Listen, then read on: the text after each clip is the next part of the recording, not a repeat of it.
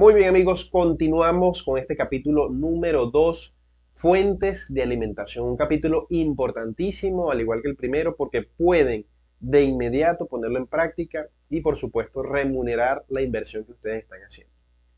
¿De qué se trata esto de fuente de alimentación? Todos los equipos tecnológicos, hasta un mando a distancia, necesita o amerita una fuente de alimentación. De hecho, hasta nosotros necesitamos una fuente de alimentación para poder vivir, para poder existir. Y los equipos electrónicos, así sea un carro, un carrito de juguete con mando a distancia, necesita una fuente de alimentación, por supuesto, para poder trabajar.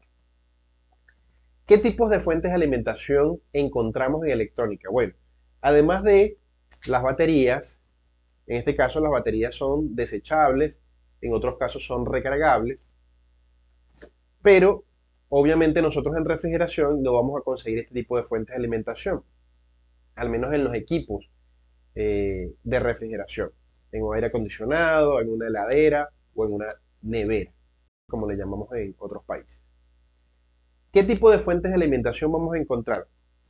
Bueno, fíjense, para hablar de las distintas variedades de fuentes de alimentación que hay, una muy sencilla pero poco eficiente es una fuente de alimentación capacitiva, que comprende un capacitor y una resistencia.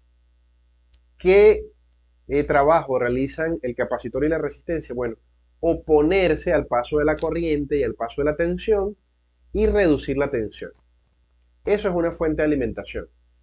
Recuerden que nuestra materia prima es 220 o 110 en algunos países y todo lo que son los circuitos electrónicos en su mayoría trabajan con tensiones más bajas como 12 voltios, como 5 voltios.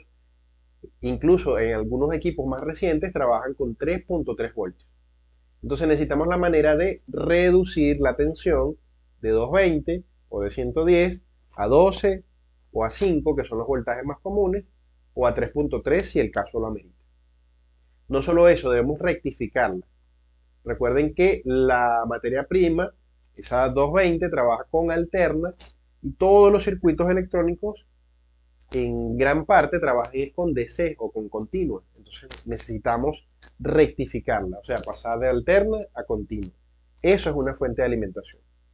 Entonces en esta fuente de alimentación elemental, bastante económica, pero poco eficiente, lo que hace es oponerse como sosteniendo una gandola, oponerse al paso de la corriente y luego lo rectificamos. ¿Sí? De esa manera se reduce la tensión. Otras fuentes de alimentación más óptimas, más eficientes, son las fuentes de alimentación lineales. Ahorita les voy a mostrar un diagrama y les voy a explicar paso a paso cómo una fuente de alimentación lineal no solamente reduce la tensión, sino que también la rectifica.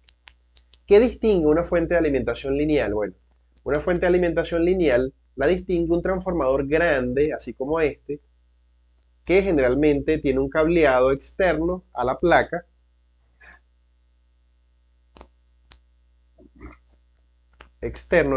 como lo vemos acá, o a veces está soldado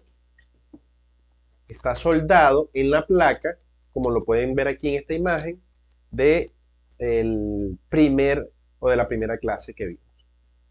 Entonces, una fuente de alimentación lineal se caracteriza por tener un transformador suficientemente grande, suficientemente robusto.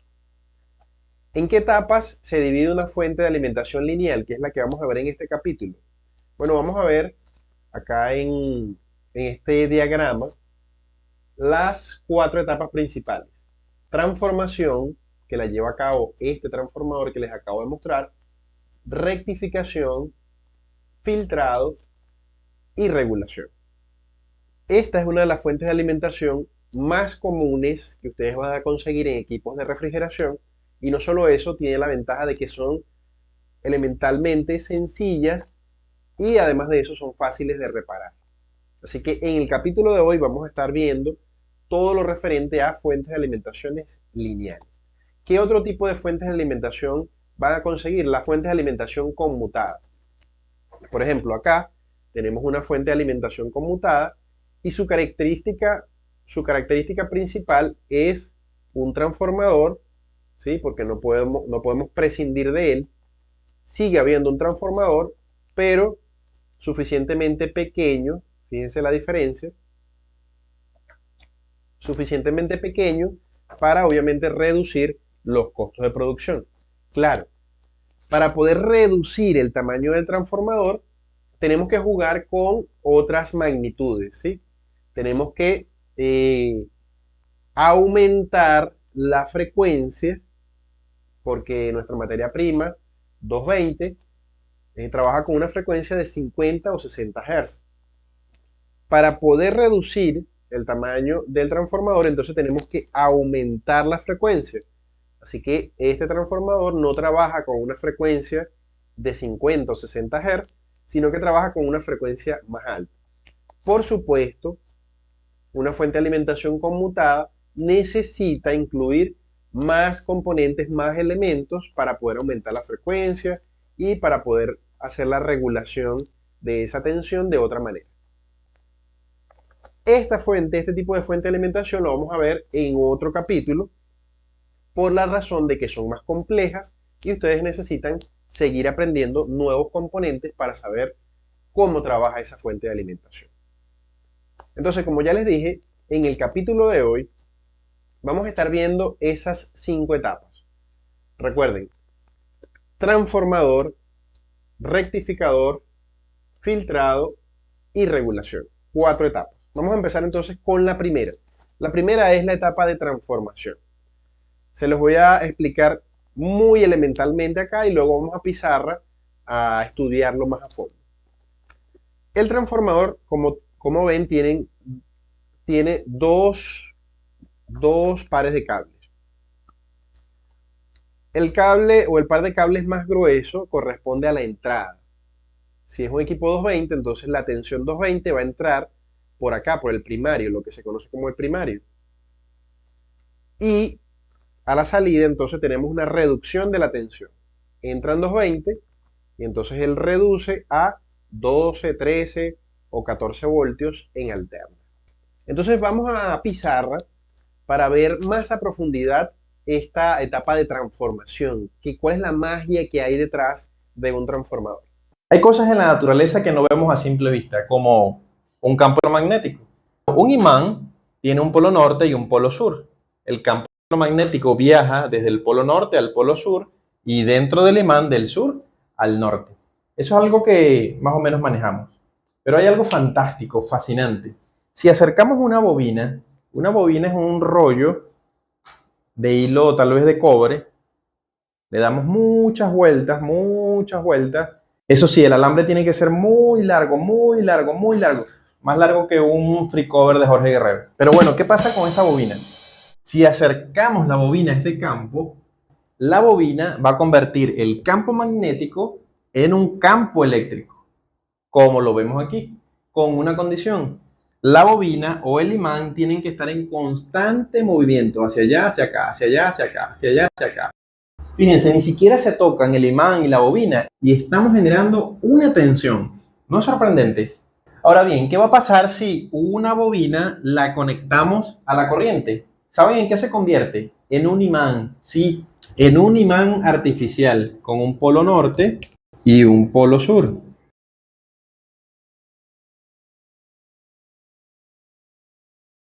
¿Y qué pasaría si le acercamos otra bobina?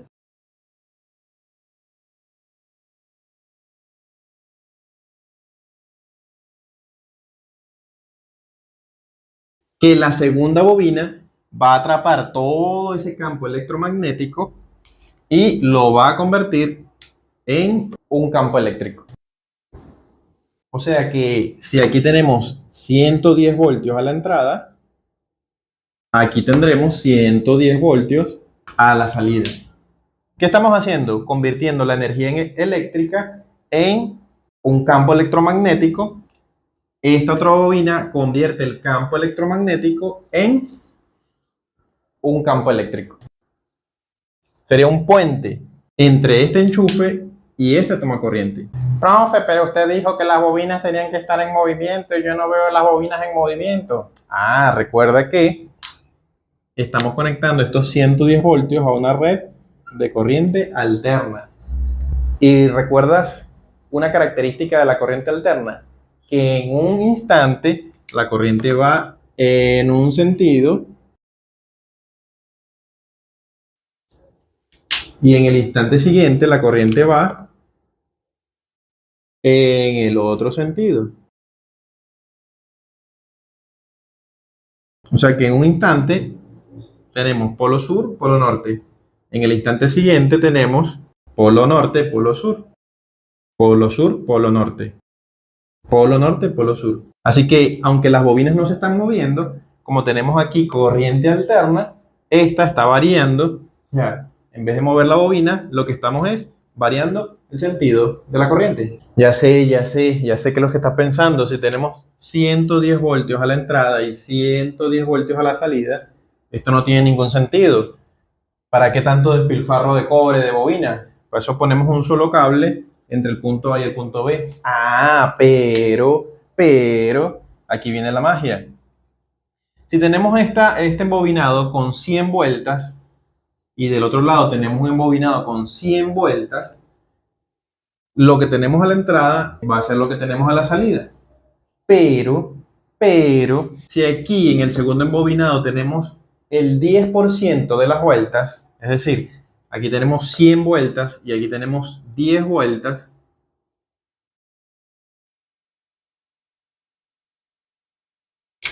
eso va a ser directamente proporcional. Tendremos el 10% del campo eléctrico a la salida. Es decir, si tenemos aquí una tensión de 120 voltios, aquí tendremos una tensión de 12 voltios. ¿No es maravilloso? ¿No es fascinante? Dos bobinas que no se tocan, un campo electromagnético, convertimos corriente 120 voltios y la reducimos a 12 voltios. Eso es un transformador. El resumen de la clase, ¿qué es un transformador? Son dos bobinas. Una bobina más larga que tiene un valor más alto en ohmios y un embobinado más corto que tiene un valor más bajo en ohmios. ¿Qué nos va a permitir esto? Que haya una reducción en la tensión o en el voltaje. Esta bobina atrapa menos campo electromagnético y eso permite reducir la tensión o el voltaje. Bien, entonces esa es la teoría que hay detrás de un transformador. En un video de este mismo capítulo, o sea, más adelante dentro de este mismo capítulo, vamos a ver la práctica de cómo medirlo, cómo saber cuándo está bueno, cuándo saber cuándo está malo, si está malo solamente el primario, si está malo solo el secundario, y un tips que es probable que les dé remuneración, porque es un secreto que les voy a dar. Ok, lo mismo con las diferentes etapas. Vamos a ver primero en pizarra la teoría y luego, por supuesto, vamos a ver la práctica. El siguiente paso, el siguiente elemento dentro de ese diagrama es la rectificación. Para saber qué es o cómo hacer una rectificación de onda completa, ese es el término electrónico, ya vamos a ver a qué se refiere. Necesitamos saber qué es un diodo. En el primer video de magnitudes elementales vimos que hay componentes o hay cuerpos, hay elementos que son conductores y otros que son aislantes. Pero para conocer el siguiente componente, que es el diodo rectificador, necesitamos saber que hay semiconductores. ¿Qué son los semiconductores? Bueno, son componentes electrónicos que bajo algunas circunstancias conducen y en otras circunstancias se convierten en aislantes. No dejan pasar la corriente. En algunas circunstancias conducen y en otras se oponen. Un semiconductor o el semiconductor más común es el diodo. ¿Qué es un diodo? ¿Cómo podemos saber cuándo está bueno? ¿Cómo podemos saber cuándo está malo o dañado? Vamos a la mesa de trabajo. Ok, colegas, esto es un diodo. Si se dan cuenta, o como se pueden dar cuenta, es mayormente negro con un cintillo o una banda blanca o gris. ¿Cuál es su función? Muy simple. Recuerden que la corriente alterna periódicamente está cambiando de polaridad. Entonces el trabajo que realiza es dejar pasar esa corriente en una sola dirección, ¿sí? Y para medirlos, para saber si está bueno o no, bueno, vamos a colocar nuestro multímetro acá en la escala de diodos y nos vamos a dar cuenta de que, como él tiene dos partes, el ánodo, que es la parte mayormente negra,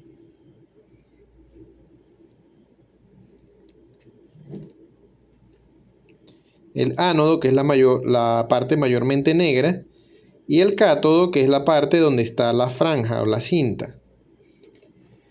Entonces nos vamos a dar cuenta de que en un sentido tenemos conducción. Si colocamos la punta roja en ánodo y la punta negra en cátodo, tenemos conducción, como lo vemos acá. Y si invertimos las puntas,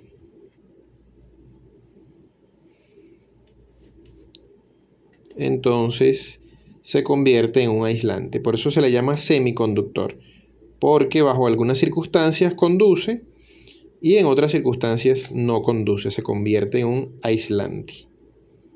¿Sí? Volvemos otra vez.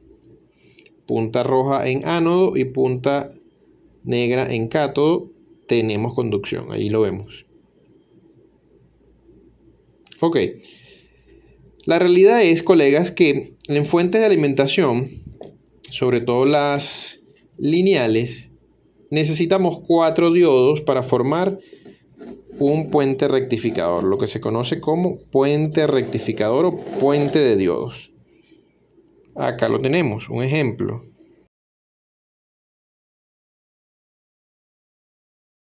Cuatro diodos. Algunos fabricantes, para ahorrar espacio o para ahorrar recursos, crean o diseñan chips que dentro lo que tienen son 4 diodos, como es este caso. Este es un puente rectificador, lo que tiene son 4 diodos dentro, pero todos integrados dentro del mismo chip.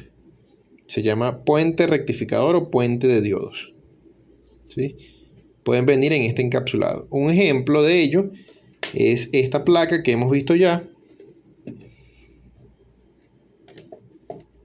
Este integrado que está acá detrás del capacitor. Si ven acá la mueca, ahorita les explico qué significa la mueca. Este integrado que tenemos acá es el puente rectificador. En otros casos lo van a conseguir así como esta placa. Lo tenemos por acá. Vamos a hacer un zoom. Acá lo tenemos, ¿eh? Tenemos en la parte de arriba las dos terminales de corriente alterna y en la parte de abajo ya tenemos polaridad positivo y negativo. Entonces esto también es un puente rectificador. En el caso de este encapsulado tenemos que las dos terminales del centro son la entrada de alterna. De hecho ahí más o menos se puede apreciar. Las dos terminales del centro corresponden a la entrada alterna. La terminal que está alineada con la mueca, esa mueca es la terminal positiva. Por aquí salen la tensión positiva, y la diametralmente opuesta, que es esta, es la terminal por donde sale la tensión negativa o el neutro o la tierra como se le conoce. Ahí podemos ver las señalizaciones: alterna, negativo y positivo. Bien, entonces así físicamente se ven el diodo rectificador común y un puente rectificador. En la mayoría, si no en todos, los equipos domésticos vamos a conseguir un puente rectificador así como este. Tal vez un poco más grande, un poco más pequeño, pero en líneas generales se va a ver así. En equipos ya comerciales, de mayor potencia, pudiéramos encontrar un puente rectificador así como este que puede tolerar mayor potencia. Ok, ya los vimos físicamente, pero ¿por qué en una fuente de alimentación lineal se necesitan 4 diodos rectificadores para rectificar, como les dije hace rato, la onda completa? Recuerden que la corriente alterna se dibuja o se grafica en una onda. Para poder aprovechar el 100% de esa onda, rectificar la onda completa, necesitamos 4 diodos rectificadores. ¿Por qué? ¿Por qué es necesario? Bueno, en la siguiente explicación en pizarra se los voy a explicar. Atención, aviso importante. Hay dos maneras de explicar lo que viene a continuación. ¿A qué me refiero? A cómo se transporta o en qué sentido fluye la corriente. ¿Sí? Hay dos maneras. Cualquiera de las dos son válidas. ¿Por qué hay dos maneras? Bueno, hace mucho tiempo se creía que la corriente transitaba del positivo al negativo. Por muchos años se creyó eso, que la corriente fluía del punto positivo al punto negativo. Siempre o por muchos años se creyó eso. Y es por eso que muchas fórmulas, muchos libros, muchos profesores explican de manera convencional el flujo de la corriente, de positivo a negativo. Tiempo después se descubrió que en realidad la corriente fluye del negativo al positivo. Tengo un video en mi canal de YouTube donde lo explico con mayor profundidad, ¿sí? Pero ya todo lo que eran fórmulas y explicaciones, ya todo eso estaba escrito. Pero en realidad es indistinto a la hora de explicarlo, ¿sí? Podemos explicarlo de que fluye de negativo a positivo y da igual si lo explicamos de que fluye de positivo al negativo. Porque la fórmula en realidad no se ve perturbada. Entonces hay dos maneras de explicarlo. A nivel convencional, donde ustedes lo van a conseguir en libros, en diagramas, en muchas explicaciones de muchos profesores, lo simplificamos de que la corriente va de positivo a negativo. Pero físicamente, a nivel físico, real, fluye de negativo a positivo. Ahora, en una pizarra nada cambia, ¿sí? Como usted quiera verlo. Yo escojo el método convencional. ¿Por qué? Porque es más fácil de explicarlo, es más sencillo y va a tener coherencia con lo que va a explicar, con lo que van a explicar varios profesores, con lo que va a usted ver en un libro, en un diagrama. Entonces va a cobrar coherencia. Entonces la siguiente explicación la vamos a dar desde el punto de vista convencional, como siempre se explicó y como la mayoría de los profesores lo explican. Físicamente, ojo, físicamente es distinto. Pero no hay ningún tipo de problema. No nos vamos a complicar, no nos vamos a embolatar. Vamos a ver la siguiente explicación. Solamente quería hacer esa pequeña observación. Vamos a pizarra. La corriente alterna en un instante va en una dirección y en el instante siguiente viaja en la dirección opuesta. Va y viene, va y viene, va y viene. Ahora, ¿cuál es la función de un diodo rectificador?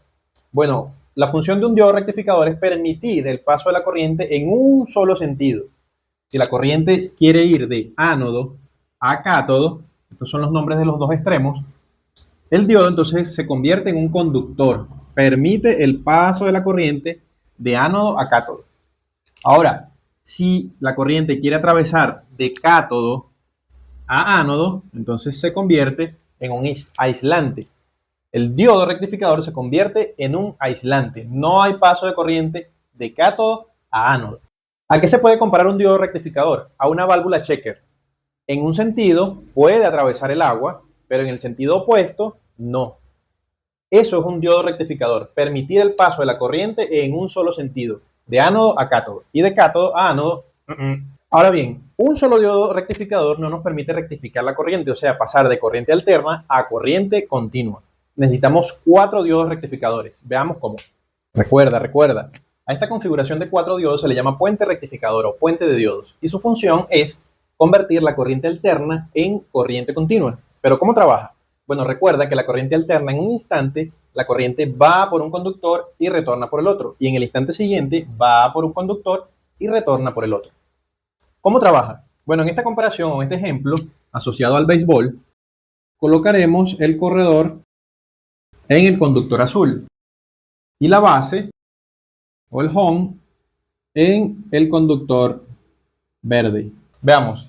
Entonces, ¿qué hace el corredor cuando llega a primera base o a la primera esquina? Hacia abajo no puede transitar. ¿Por qué? Porque hay un cátodo. Esta línea representa el cátodo. Pero sí puede transitar de ánodo a cátodo a su lado derecho.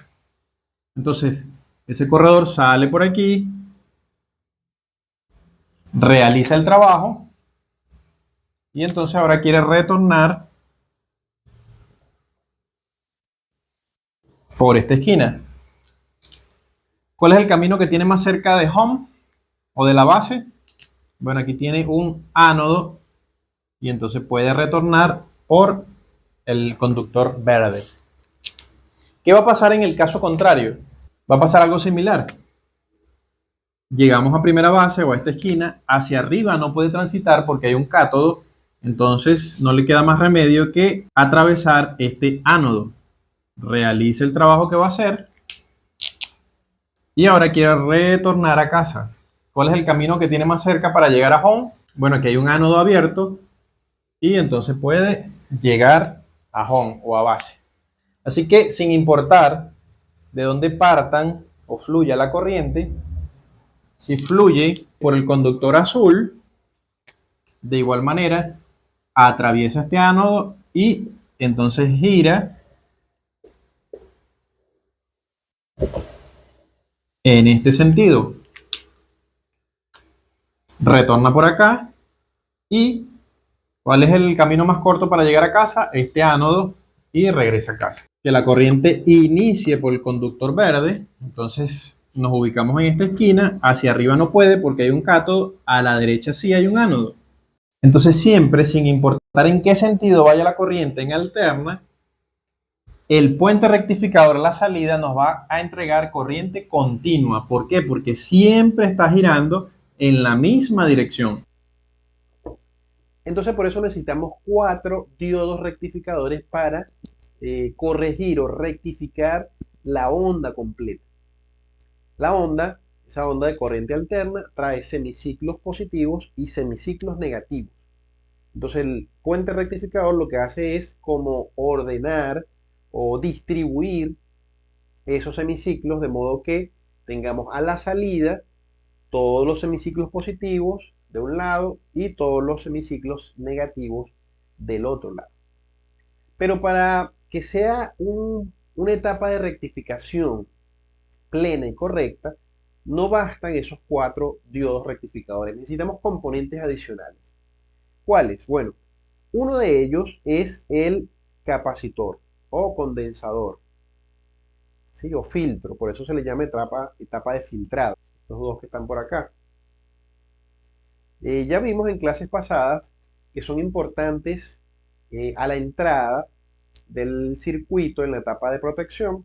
En corriente alterna ellos le facilitan el paso a la alta frecuencia y entonces lo que hacemos es retornarlo, impedir que pasen a nuestro circuito. Eso es en alterno. En continua o en la etapa de rectificación tienen un funcionamiento distinto. ¿En qué sentido? Bueno, ahorita les voy a mostrar un video donde explico a profundidad en qué consiste los capacitores, sobre todo en la etapa de rectificación. Así que vamos a verlo. Los capacitores en la electrónica son como la gente mala paga, están por todas partes, así que es indispensable que conozcamos bien su funcionamiento. Están presentes en todos los circuitos electrónicos y hay distintos tipos. Están los de poliéster, cerámicos o electrolíticos. Algunos no tienen polaridad, eso quiere decir que los puedes conectar así o así.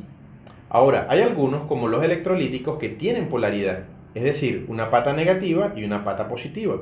En el caso de los electrolíticos, como estos, la pata negativa está marcada por esa franja gris que vemos allí. Obviamente la otra pata es la positiva. A la hora de reemplazarlos debes tener cuidado, porque si inviertes la polaridad, los capacitores sufren de trastorno bipolar, porque con corriente continua se comportan de una manera y con corriente alterna se comportan de otra manera. Hoy explicaremos su funcionamiento en corriente continua. Los capacitores son componentes capaces de almacenar energía y entregarla cuando el circuito lo amerite o lo necesite. Son como unos tanques de agua que nos permiten almacenar, pero en vez de agua, obviamente corriente. También nos podemos comparar con las pilas o baterías, solo que hay una leve diferencia entre ambas. Las pilas almacenan poca energía y son capaces de entregarla a lo largo del tiempo. En cambio, un capacitor almacena mucha más energía y es capaz de entregarla en un instante. Para entender mejor la función de un capacitor, veamos el siguiente experimento. Aquí tenemos un condensador, una batería y un LED. Obviamente, si le conectamos el LED a la batería, iluminará. Pero el capacitor está descargado.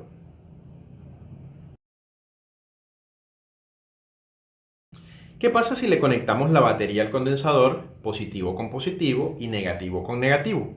Lo que está pasando en estos momentos no lo estamos viendo, pero se está cargando con electrones este condensador. Ahora vemos cómo se enciende el LED con el condensador.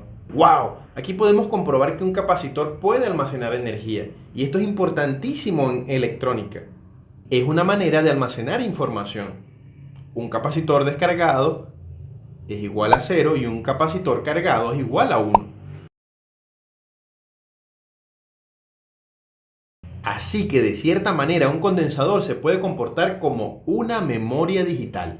Un capacitor en realidad son dos placas conductoras separadas entre sí. Son capaces de almacenar cargas positivas de un lado y negativas del otro. Tienen sus cosas positivas y negativas. Es como tener de mascota un Rottweiler. Tiene sus cosas positivas, pero también tiene sus cosas negativas. El símbolo más usado es este. Me parece muy apropiado porque de un lado se almacenan cargas positivas y del otro lado cargas negativas. Su unidad de medida es el faradio, en honor al científico inglés Faraday. Pero en electrónica, un faradio es una capacidad demasiado exagerada. Es como cocinar una receta con los ingredientes expresados en toneladas. Así que solemos utilizar unidades más bajas como el microfaradio, picofaradio o nanofaradio. Aquí vemos un condensador electrolítico, el cual nos da tres datos importantes. Número uno, como ya vimos, la franja gris nos indica cuál es la patilla negativa. Número 2, su capacidad de almacenamiento expresada en microfaradios. Y número 3, la capacidad máxima de voltios que soporta o tolera. En este caso, 25. Eso quiere decir que si lo cargas con 12 voltios, estará bien. Si lo cargas con 25, aún puede tolerarlo. Pero si lo colocas en una parte del circuito donde hayan 30 o más voltios, cuando los capacitores electrolíticos se desgastan, tienden a ahuevarse, como lo vemos acá. A la hora de reemplazarlos, tienes que tener en cuenta los mismos tres datos. Su capacidad en microfaradios, su tolerancia en voltios, puede ser la misma o un poco mayor. Y número 3, respetar la polaridad. Recuerda, invertir la polaridad sería más peligroso que sentarse en un baño de carretera. Una parte del circuito donde siempre hay un capacitor es luego del puente rectificador. Y es porque el puente de diodos nos entrega una señal de corriente continua pulsante.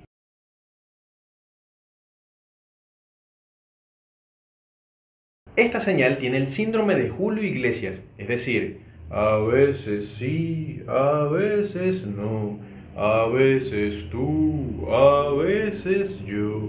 Así que el capacitor aprovecha los instantes cuando hay tensión para cargarse y cuando la tensión empieza a disminuir, entrega todo su potencial evitando que la tensión caiga a cero. Así que el capacitor nos ayuda a que haya una señal más o menos rectificada. Y finalmente, ¿cómo podemos medirlos? Necesitaremos la ayuda de un capacímetro. Colocarás una de las puntas del capacímetro en una de las patas y la otra en la otra pata. Ahora bien, antes de medirlos debes descargar el capacitor, porque si no tu multímetro o tu capacímetro se fritará como cochino en caldero. Pasemos ahora a la siguiente etapa, que es la etapa de regulación. ¿Qué son reguladores de voltaje? Bueno, vamos a valernos de la animación que tenemos aquí arriba, gracias a la gente de Mentalidad de Ingenieros. Aquí vemos la familia de los 7-8, que son los reguladores que vamos a ver en esta fuente de alimentación lineal. Como vemos, tenemos una familia de los 7-8, tenemos el 7-8-24, el 7-8-08, el 7-8-12, el 7-8-06, y el 7805. Son componentes con 3 terminales. Ya les voy a explicar a qué corresponde cada terminal. Lo importante de esta familia de los 78, el nombre 78, o perdón, el apellido 78, nos indica que son reguladores. Ya les voy a explicar a qué se refiere. Y el siguiente número, por ejemplo, 24, 08, 12, 06, 05, lo que nos está indicando es a qué voltaje regula. O sea, nos va a entregar exactamente ese voltaje a la salida. Si estamos trabajando con un 7824, a la salida nos va a entregar exactamente 24 voltios. Si estamos trabajando con un 7812, a la salida nos va a entregar exactamente 12. Lo mismo con un 7805. A la salida nos va a entregar exactamente 5 voltios. Por eso yo lo llamo la familia de los 78. 78 sería el apellido y el nombre, los dos siguientes números, nos indican a qué voltaje exacto él nos regula. Obviamente hay que alimentarlos con una tensión superior. En unos minutos les voy a mostrar un ejemplo. Entonces aquí tenemos la familia de los 78. Vamos a tomar como ejemplo entonces este ejemplo que tenemos acá, que es el 7805. Entrada mínima 7 voltios, porque él necesita alimentarse, por supuesto. Entonces, entrada mínima hay que alimentarlo con, obviamente, más de lo que él va a regular. Tolera una corriente de hasta 1.5 amperios y la entrada, dijimos que la entrada mínima es de 7 voltios, pero no es la máxima. La máxima es de 35 voltios. O sea que si lo alimentamos con 7, con 12, con 15, con 18, con 20, este regulador nos va a funcionar. Tiene una tolerancia máxima hasta 35 voltios de entrada y a la salida nos va a entregar 5 voltios exactos.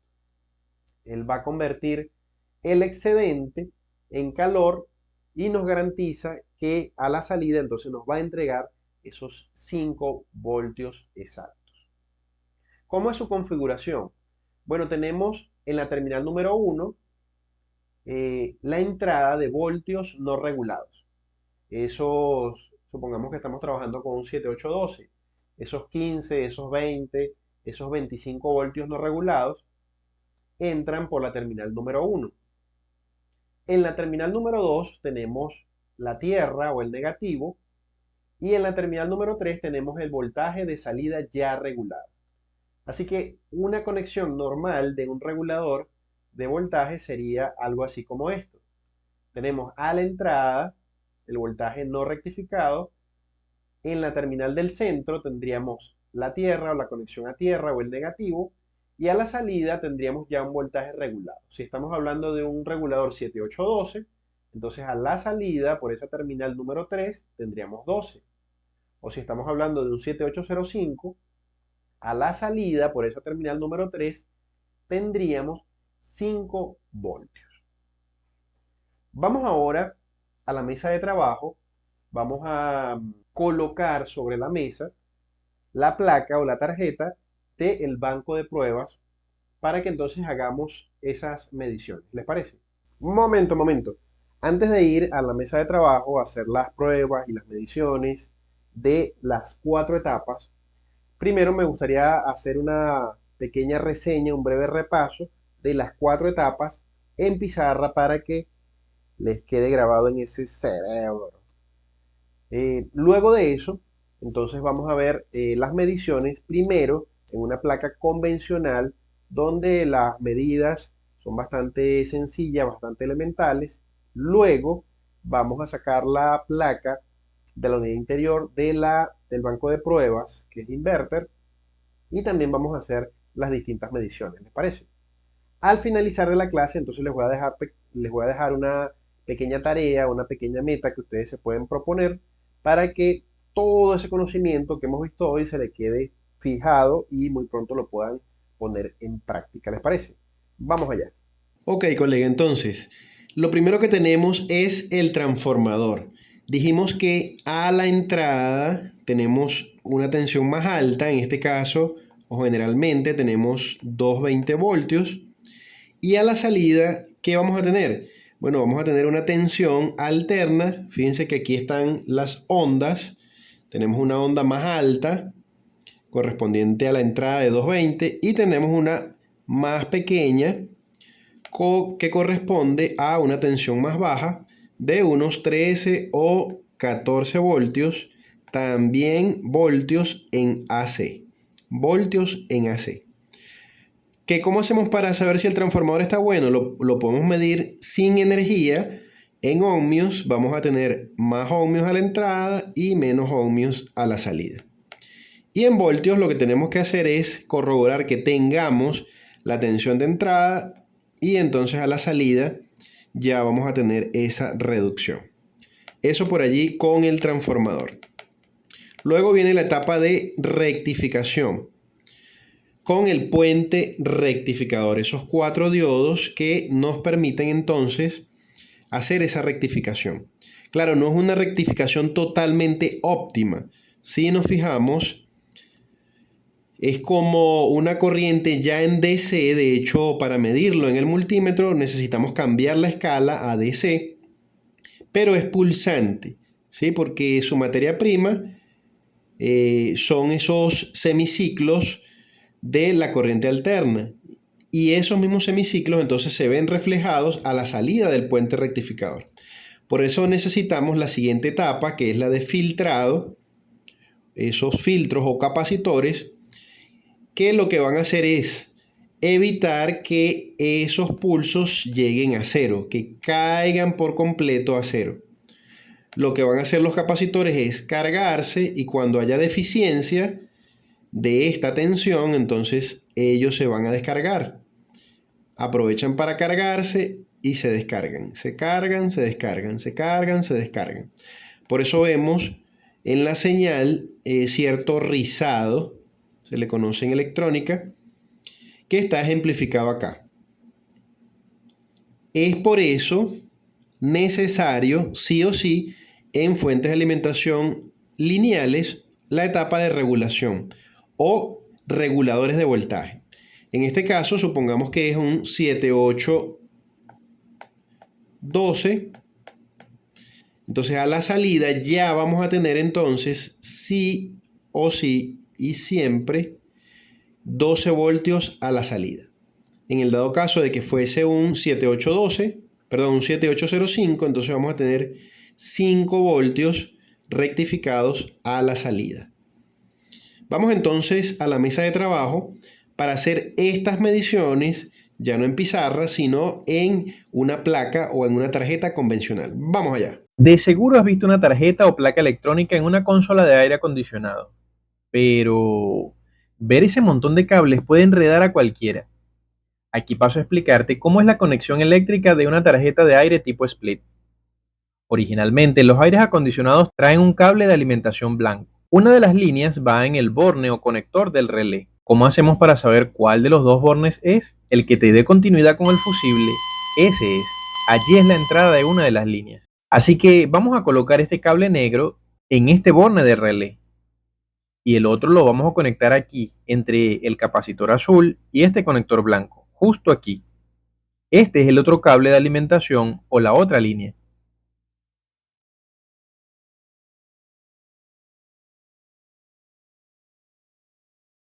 Este es un transformador, el cual nos permite reducir el voltaje de alimentación de 110 o 220 a unos 12 o 14 voltios en AC. La salida del transformador se coloca justo al lado del puente rectificador, que son estos 4 diodos que ves aquí.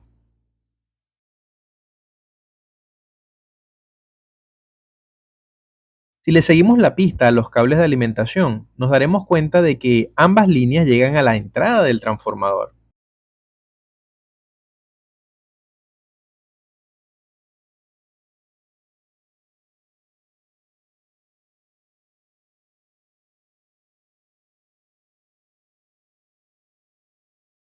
Uno de los cables que va hacia el motor compresor es este cable negro. Esta línea no es interrumpida.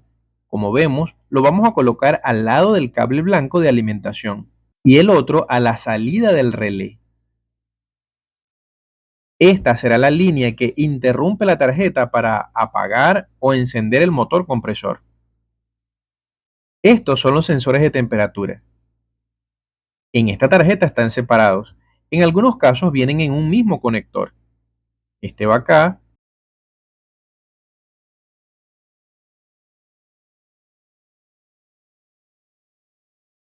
Y este va acá.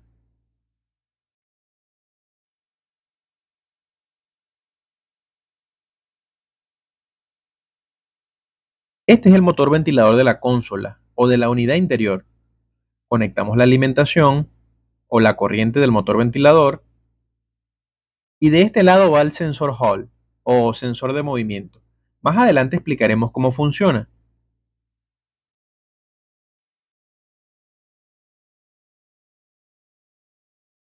Y aquí va conectado el motor swing. Este es el encargado de mover la ventanilla del flujo de aire.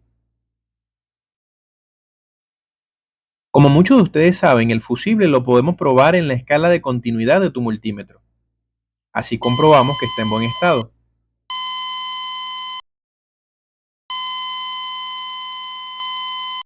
El primario del transformador lo puedes medir en ohmios. En este caso, el primario nos mide 481 ohmios. Y el secundario nos mide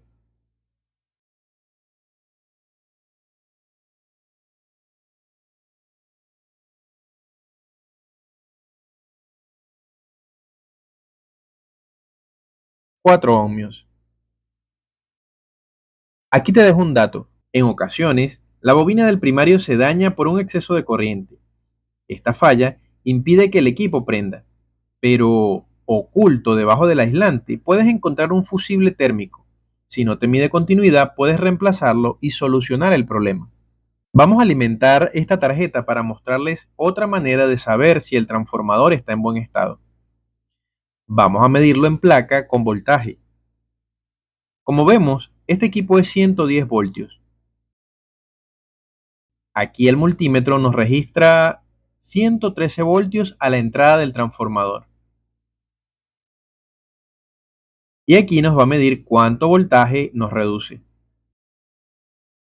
Aquí nos mide 12.5 voltios a la salida. Midamos ahora otros componentes de la fuente de alimentación. Empecemos por este filtro o capacitor. Lo vamos a medir en la escala de voltios en DC de tu multímetro de confianza. En este caso, este capacitor nos mide un aproximado de 15.5 voltios en DC.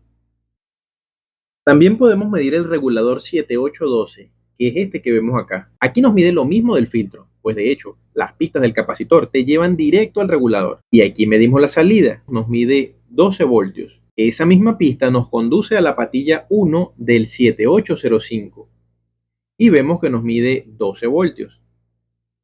Si colocas la punta roja en la patilla número 3 del 7805, nos medirá 5 voltios. El 7805 en la placa es este que vemos aquí. De hecho, este modelo nos permite medirlo por encima. Aquí tenemos 12 voltios a la entrada y 5 a la salida. Así que con estas mediciones elementales puedes diagnosticar y reparar una placa de aire acondicionado.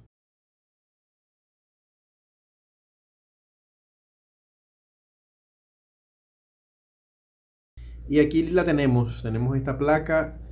Vemos que es de fuente lineal, pues tiene un transformador grande externo como este. Aquí tenemos el primario y aquí tenemos la entrada del secundario. Tenemos algunos componentes que ya conocemos, ya hemos visto en clase. Por aquí tenemos fusible. Este que está acá, en este encapsulado aquí adentro, tenemos un varistor, solo que está en ese encapsulado para prevenir en algún momento, por alguna circunstancia, un exceso de tensión, entonces pueda explotar. Entonces está retenido dentro de este encapsulado para evitar daños, ¿sí? Aquí tenemos este encapsulado con estos huequitos. Es para eso, para prevenir que cuando explote ocasione daños en el resto del perímetro. Entonces tenemos fusible, varistor. Y aquí entonces ya empezamos lo que es la fuente de alimentación. Tenemos el primario de nuestro transformador. Como les he dicho, si medimos continuidad por la parte de abajo, nos vamos a dar cuenta de que viene directamente las líneas de la fuente de alimentación. Aquí tenemos una, esta que está aquí, este borne que está aquí es una de las fuentes de alimentación, de las líneas de alimentación, y el otro es este por aquí que viene de el relé. Entonces ahí tenemos las dos líneas de alimentación de manera directa atravesando el fusible a nuestro transformador. Entonces el transformador lo que va a realizar es un proceso de reducción de la tensión. Ahorita podemos medirlo acá en el secundario o a la salida, ¿sí? Luego de eso tenemos un puente rectificador o puente de diodos. Ese lo vamos a encontrar aquí en la parte posterior. Tenemos diodos, 4 diodos. Aquí tenemos un adicional de 2 más. Ahorita les voy a explicar por qué. Pero básicamente la fuente de alimentación o la etapa de rectificación lo componen estos 4 diodos que están acá, solo que están en un formato SMD. Vamos a acercarlos por aquí. Entonces aquí tenemos los 4 diodos, solo que están en formato SMD o de montaje superficial. Una vez pasado el puente rectificador, entonces empezamos la etapa de filtración con este filtro o capacitor. Y luego aquí tenemos, debajo de este disipador, tenemos un integrado 7805. De hecho, aquí vemos que nos regula a 5 voltios. Tenemos la entrada de 11 voltios o un poco más. Y tenemos una salida de 5 voltios en la terminal número 3. Por acá se pueden ver las 3 terminales que están encapsulados, 1, 2 y 3, y aquí tenemos el disipador. Como dato adicional, esta tarjeta, esta placa no tiene regulador 7812.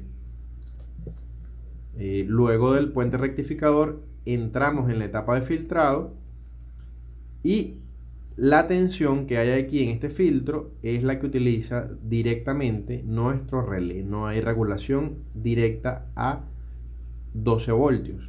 O sea que si en este filtro hay 14 voltios, con esos 14 voltios va a estar trabajando el relé. Si hay una rectificación directa del 7805 a todo lo que es la etapa de control. Como vemos, esta placa, a pesar de que es una tarjeta inverter, utiliza un forzador o un ventilador.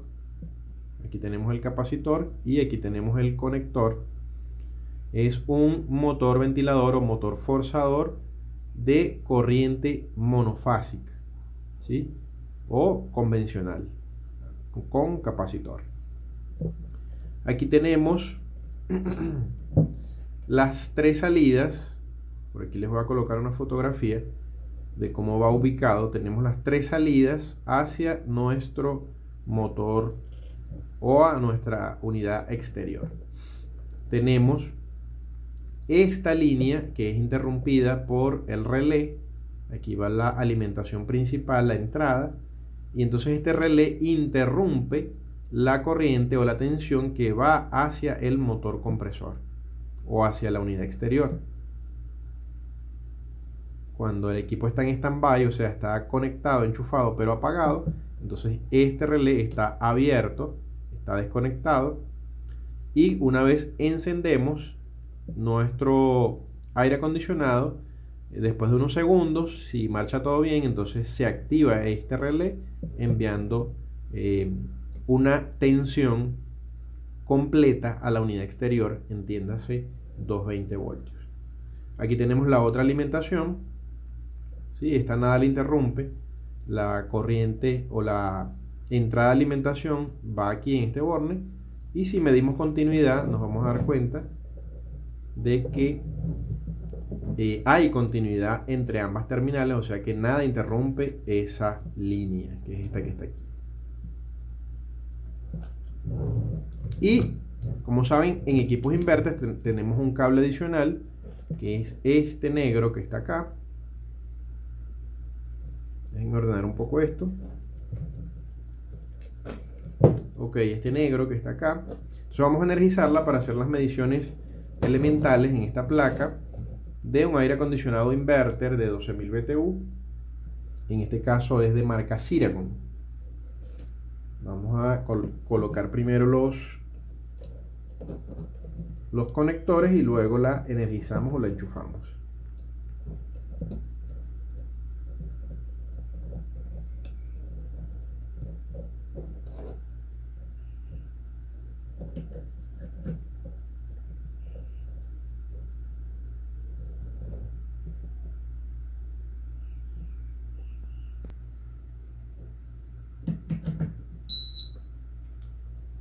Ok, aquí lo tenemos entonces. Vamos a repasar, porque lo hemos visto antes, las mediciones elementales que podemos hacer entonces en una tarjeta con fuente de alimentación lineal, como lo es este caso. Colocamos por acá nuestro multímetro de confianza. Ok, aquí lo podemos ver con claridad.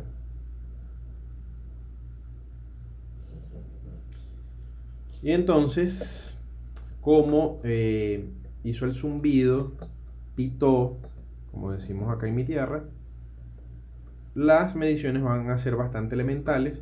Vamos a medir nuestro capacitor asociado a nuestro transformador. Recuerden que acá, vamos a señalarlo con este lápiz blanco, acá tenemos nuestra entrada, o perdón, nuestra salida de lo que es el secundario de nuestro transformador. Así que en un capacitor que está justo al lado, tenemos entonces la regulación primaria, porque luego vamos a regular a 5 voltios. Entonces acá tenemos 18 voltios. Les recuerdo que esta placa o esta tarjeta no tiene 7812, así que el relé va a trabajar directamente con esos 18 voltios. Y justo al lado, debajo entonces de este disipador, tenemos el 7805. Vamos a medirlo. Podemos hacer tierra arriba con el chasis. Aquí tenemos la entrada, que serían los 18, los mismos 18 de este capacitor. Y a la salida, entonces en la terminal número 3, vamos a encontrar los 5 voltios respectivos de la regulación del 7805 a 5 voltios, por supuesto. Como tarea puedes conseguir 4 diodos rectificadores, lo puedes comprar en cualquier tienda de repuestos electrónicos o los puedes conseguir de placas de tarjetas de reciclaje o de chatarra y hacer un proyecto como este. Puedes conseguir 4 diodos para hacer un puente rectificador. A la salida positiva entonces vas a colocar el positivo del filtro y por supuesto que a la salida negativa del filtro la salida negativa del puente rectificador. Puedes conseguir también un transformador en alguna placa o tarjeta de chatarra y puedes conseguir también un 7812 o 7805 para completar el circuito. Te recuerdo que esas mismas mediciones las puedes hacer acá en tu placa o en tu tarjeta de prueba, ¿sí? En ese circuito de prueba que tú vas a hacer. Puedes conseguir o bien el puente rectificador con los 4 diodos y soldarlos en las esquinas, o también puedes conseguir el puente rectificador integrado como este que te he explicado. Te había comentado que en equipos de alta potencia los puentes rectificadores se ven así, para que lo tengas en cuenta. Sí, este es otro dato adicional. Y quería mencionarte que, aunque fíjate que este diodo rectificador en esencia ejercen la misma función, estos cuatro y este ejercen la misma función, lo puedes probar de la misma manera, pero por obvias razones toleran una potencia distinta. Estos toleran una potencia menor y estos, por supuesto, toleran una potencia mayor. En estos momentos te estoy colocando en pantalla los distintos diodos que puedes conseguir en el mercado y la distinta potencia que aguanta o que tolera cada diodo. Esto es importante porque en algunos casos bastará con diodos que manejen una potencia baja, en otros casos ameritará que coloques diodos que manejen o toleren una potencia más alta. Por ejemplo, estos que estamos utilizando acá, estos pequeñitos son 1N4007 y estos son, ya te digo, 1N540. Entonces vemos la diferencia que hay entre uno y el otro. Este circuito de prueba lo puedes hacer. De hecho, este fue mi primer circuito de prueba que yo hice. Bastante contento, bastante emocionado cuando estaba aprendiendo. Tú lo puedes hacer y de esa manera vas a fijar mucho mejor los conocimientos y cuando te toque hacer mediciones en una placa real, se te va a hacer mucho más fácil. Y así se va este capítulo donde hemos visto teoría y práctica, la importancia de la teoría aplicado a la práctica. Hemos visto cómo saber cuándo los componentes de la etapa de alimentación están en buen estado, cuándo están en mal estado, para qué sirven, cuál es su funcionamiento y por supuesto cómo reemplazarlos. Espero que muy pronto puedan sacarle provecho y por supuesto ponerlo en práctica en el campo. En el próximo capítulo, etapa de control. Etapa de control. Cómo la memoria o microprocesador sabe qué está pasando en el mundo real, en tiempo real, y en base a esa información tomar decisiones. Tomar decisiones como cuándo encender o apagar el compresor en caso de equipos convencionales o on-off, cuándo aumentar o reducir la frecuencia en el caso de los equipos de inverter. Todo eso lo vamos a estar viendo en el próximo capítulo. No se trata de magia, se trata de ciencia, electrónica pura aplicada a equipos de refrigeración. Así que no se pierdan el próximo capítulo. ¡Chao!